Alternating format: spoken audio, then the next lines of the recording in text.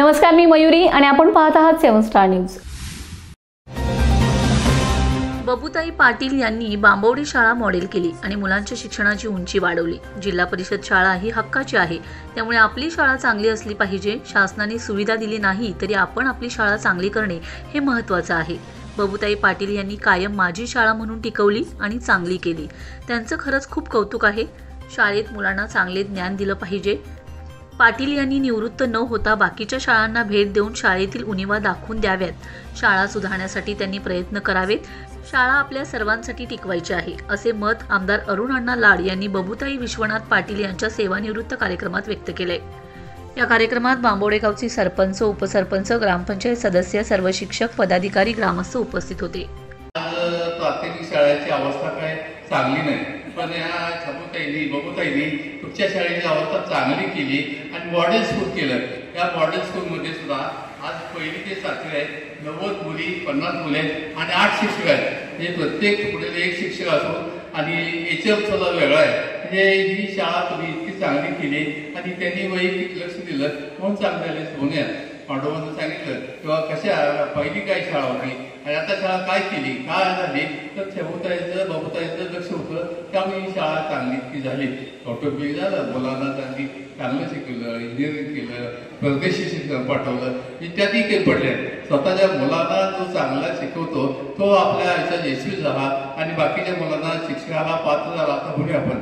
अशा पद्धतीने त्यांचं जे जीवन असं घडलं। शिक्षक आज झाले, यावरती झाले, तुम्ही सुद्धा आहे, आमच्या जे बाकी सगळे शिक्षक आहेत, जे पुढं ते आपले लाड आहेत, हे सगळे असताना तुम्ही शाळा माझं सगळं आता शिक्षकांना एकच म्हणणं असतं, गावच्या लोकांनी म्हणणं असतं किंवा ही शाळा आहे, प्राथमिक शाळा आहे, आपल्या हक्काची शाळा आहे। प्राथमिक शाळा हक्काची आहे, शासनानं एकदा कायदा केलाय किंवा शिक्षण हे 7 ते 15 मुलींना मोफत शिक्षक, सक्ती शिक्षक आणि म्हणजे कायम असं शिक्षण द्यायचं, त्याला काही फी घ्यायची नाही, असं सक्तीचं शिक्षक, मोफत शिक्षक आणि विनाअनुदान शिक्षण द्यायचं। पण हा कायदा टिकला का? कायदा टिकलाय, पण आपण टिकवला का? आज शासनाला हे शिक्षण नवं आहे, आपलं सामान्य शिक्षण नवं आहे। म्हणजे आपण कायदा मोडू शकत नाही, पण शासनानं मोडला तर दाखवायचा। शिक्षक द्यायचे नाही, पुन्हा 2 तुकडे एक शिक्षक द्यायचा, खडूफळा द्यायचा नाही, सोयी सवलती द्यायची नाहीत। अशा अवस्थेत तुम्ही मुलांचे पालक त्या शाळेत जायला उत्सुक नसतात। आज आम्हाला जूनमध्ये सांगितलं किंवा प्रत्येक शाळेत जावा, मुलांचं स्वागत होऊ द्या, मुलं मुली ती शाळेत आली पाहिजे। आम्ही गेलो, अनेक शाळेत गेलो, पण अनेक शाळेत आम्हाला पालकाने बोलवतं, पालकांनी सांगितलं की ही शाळा बघा, गडकी शाळा आहे, पडकी शाळा आहे, टॉयलेट नाही, खडूफळा नाही, स्वच्छता नाही। अशा अवस्थेत आमची चांगली मुलं शिकतील का? आम्हाला त्या मुलाचं भवितव्य घडवायचं आहे, आमच्या पिढ्याचं दैन्य आम्हाला संपवायचं आहे। पण या मुलांच्या माध्यमातून संपू शकतोय का? ते मुलं चांगल्या शाळेत गेली पाहिजे, चांगली शिक्षक पाहिजे, चांगलं शिक्षण त्याला मिळालं पाहिजे, अशी त्यांची भावना आहे। पालकांची भावना काय चुकीच आहे, पण आपण शासक पुढलं असं म्हणूया आणि अशा पद्धतीनं आज ह्या शाळा म्हणजे शासनाला संपवायचे, आपल्या सामान्य शिक्षण संपवायचं, पण आपला टिकवायचं आहे। माझी प्रत्येक गावच्या सरपंच असू द्या, उपसरपंच, गावच्या सगळ्या नेत्यांना, सगळ्या भगिनींना माझी विनंती आहे, ही शाळा टिकली पाहिजे। उद्या जर शाळा बंद पडल्या तर तुमची मुलं कुठं जायची? सामान्याची मुलं फी देऊ शिकू शकत नाही का? आज खाजगी शाळांची फी भयानक आहे, पण म्हणजे अनुदान शाळेची फी जास्त नाही, फी नसताना सुद्धा आपण मुलं शाळेत घालू शकत नाही का? सोयी नाही, सवलत नाही, पण ह्या शाळा आपल्याला टिकवावं लागेल। तुम्ही बांबूच्या मदतीने आणि बबूताईंनी शाळा टिकवल्या आणि मॉडेल स्कूल बनवल्या। मागे जयंत पाटील असताना त्यांनी एकदा असं आढळलं की शिव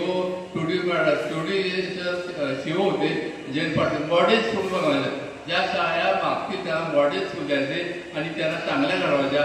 200-250 शाळा झाल्या, परत 100-200 शाळा आता झाल्यात, म्हणजे 300-350 शाळा झालेत, मॉडेल स्कूल झालेत। पण आता तुम्ही मॉडेल स्कूल व्हायला गावची लोक शिक्षक उत्सुक नाही। मागच्या 2 महिन्यात मला जे शिक्षण खात्यातनं फोन आला की कडेगाव तालुक्यात एकाही मॉडेल स्कूलसाठी मागणी नाही। बघा, मी बाबा माणसाला सांगितलं जाऊन बघा तिथं का मागणी केली नाही, पण त्यांनाही काय बघायचं झालं नाही। अशा पद्धतीनं आपणच आपली शाळा टिकवायला आणि म्हणजे चालवायला उत्सुक असं म्हणाले। माझी माझी शिक्षक बंधू भगिनींना विनंती आहे की शाळा सामान्य शाळा आहे, सक्ती शाळा, मोफत शिक्षण आहे, ती टिकवलं पाहिजे.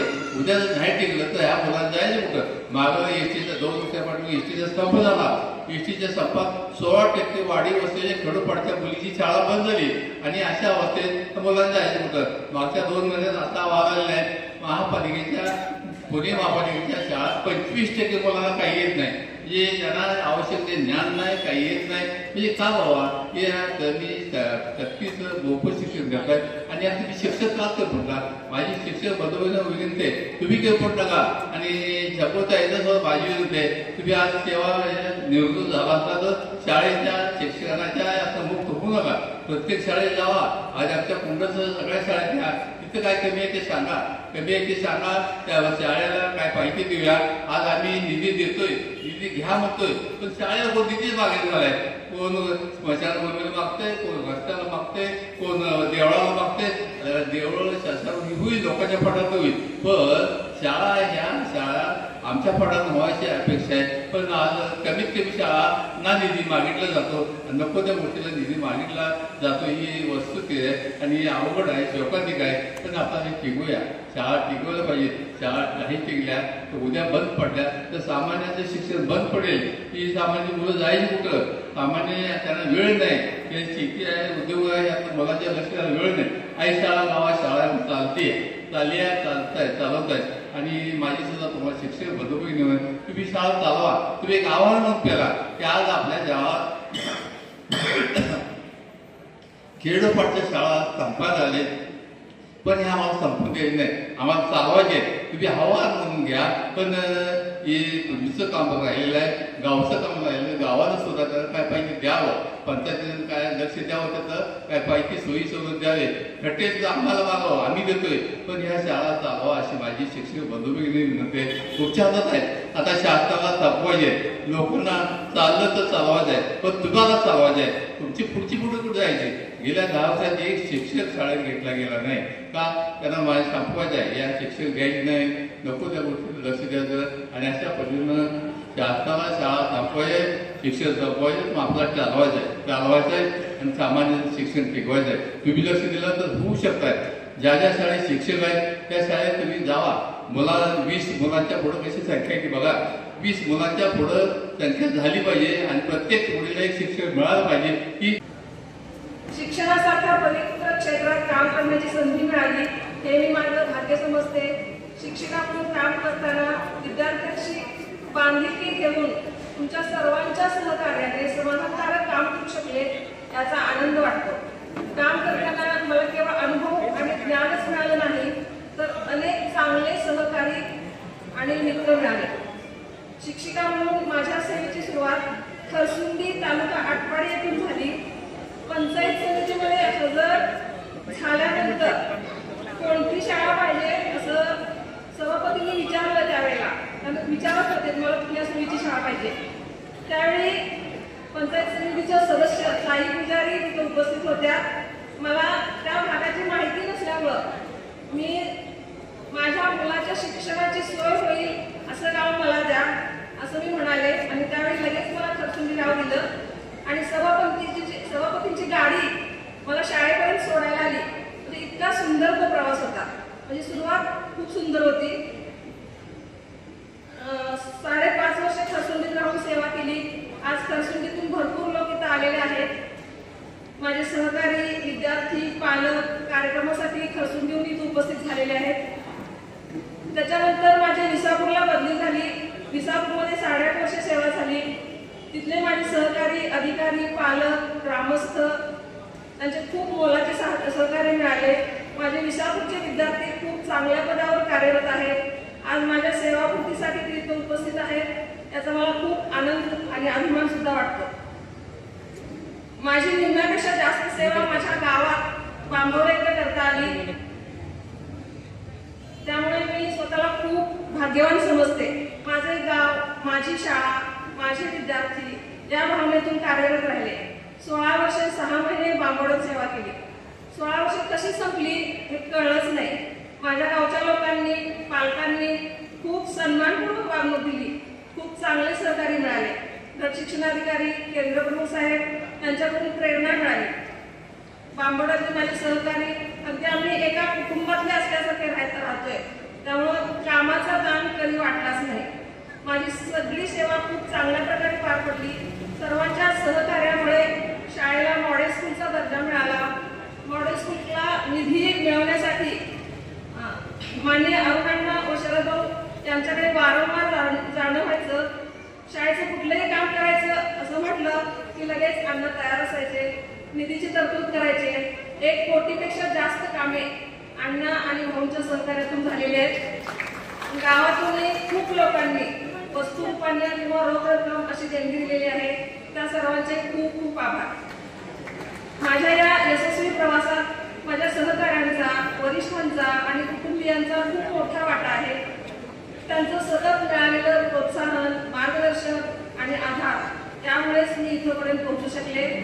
माझ्या कार्यक्रमासाठी माझा मुलगा अमेरिकेतून आला, माझा भाचा दुबईतून आला. लोकांनी म्हणजे आईने माझ्या नोकरी पूर्ण करून आता सेवानिवृत्तीचा कार्यक्रम या टप्प्यापर्यंत पोहोचणं खरंच ही खूप खूप खूप मोठी गोष्ट आहे. आणि आई तुला या सोहळ्यासाठी अभिनंदन. आणि तुझा हा रोल होता शिक्षण क्षेत्रात, हा तू खूपच चांगल्या पद्धतीने पार पाडलेला आहे, त्याचं मला कौतुक आहे. आणि मला या कार्यक्रमाला उपस्थित राहता आलं, 4 शब्द बोलता आले तुझ्याबद्दल, त्याच्याबद्दल मी स्वतः खूपच धन्य समजतो. नंतर आईचं आजपर्यंत आयुष्य बघितलं तर खूपच असं थरथरीचं आयुष्य होतं. अजिबात सोपं नव्हतं तिचं आयुष्य. मी ते खूपच जवळून बघितलंय. पण जिथे सुरुवात केली आणि जिथेपर्यंत पोहोचलोय आता, हा प्रवास बघितला तर खूपच थक्क करणारा प्रवास आहे. आणि त्या प्रवासामध्ये आईने मला पण खूप चांगल्या पद्धतीने घडवलं आहे. तिचे संस्कार आणि तिच्या सगळ्या ओव्हरऑल सगळ्या गोष्टींच्यामुळे जिथे मी आहे आता सध्या तिच्यामुळेच पोहोचू शकलोय. तर आई तुला या निमित्ताने खूप खूप खूप थँक्यू. ह्या गोष्टी आपण थँक्यू वगैरे आपण कधी म्हणत नाही आईंना वगैरे, तर हाच क्षण आहे की म्हणू शकतो मी आज तुझ्यासाठी थँक्यू. नंतर नोकरीनिमित्त आई आता खरसुंगीत होतो, आम्ही विसापूरमध्ये होतो आणि नंतर आता बांबोड्यामध्ये. तर प्रत्येक गावातल्या खूप लोकांनी खूप सहकार्य केलं आहे. म्हणजे शाळेच्या म्हणजे शैक्षणिक क्षेत्राबद्दल ती वेगळी गोष्ट आहे, पण पर्सनल आयुष्यामध्ये पण खूप मदत केली आहे, खूप मदत झाली आहे. तर तुम्हाला सगळ्यांना थँक्यू. तुमच्याशिवाय इथपर्यंत हा प्रवास शक्यच नव्हता. आणि आता मी संपवते लवकरच. तर आता शेवटच्या क्षणी एवढं सांगतो की तू तुझं पुढची इनिंग तुझ्या आयुष्याची खूप चांगल्या पद्धतीने जर स्वतःच्या आरोग्याकडे लक्ष ठेव. आणि मी तुझ्यासोबत असेलच कायमस्वरूपी, पण तुला तुझ्या भावी आयुष्यासाठी आणि तुझ्या आरोग्यासाठी प्रार्थना करतो. आणि मला इथे बोलायला संधी दिल्याबद्दल सर्वांचे आभार व्यक्त करतो. Thank you so much. Ramesh Jadhav, 7 star news, विटा.